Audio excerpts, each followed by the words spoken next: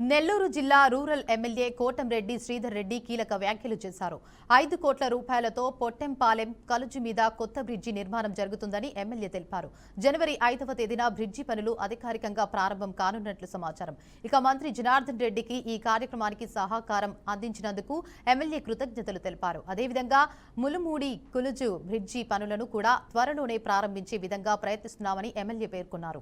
జనవరి 5వ తారీఖు ఉదయం 10 గంటల 5 నిమిషాలకి పొట్టేపాలెం కలుజు మీద బ్రిడ్జి శంకుస్థాపన కార్యక్రమం చేసి అక్కడి నుంచి 8 నెలల్లో అక్షరాల 8 నెలల్లో పొట్టేపాలెం కలుజు మీద బ్రిడ్జిని జనవరి 5వ తారీఖు నుంచి 8 నెలల్లోపు పొట్టేపాలెం కలుజు మీద బ్రిడ్జిని 5 కోట్ల రూపాయల వ్యయంతో పూర్తి చేసి ప్రజలకు అంకితం చేస్తాం. ఇక మిగిలింది ములుమూడి కలుజు మీద బ్రిడ్జి.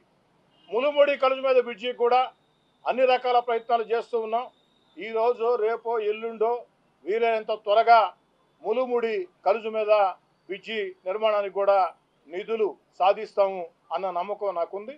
ఏదో రకంగా 100% ఈ యొక్క పొట్టేపాలెం కలుజు మీద బ్రిడ్జి నిర్మాణం పూర్తయ్యే లోపు ములుమూడి కలుజు మీద బ్రిడ్జి కూడా శంకుస్థాపన చేస్తామని దేవుడి దయతో చంద్రబాబు నాయుడు గారి ఆశీస్సులతో ప్రజల ఆకాంక్షలతో అని తెలియజేస్తూ జనవరి 5వ తారీఖు ఉదయం 10 గంటల 5 నిమిషాలకి పొట్టేపాలెం కలుజు మీద బ్రిడ్జి శంకుస్థాపన కార్యక్రమం చేసి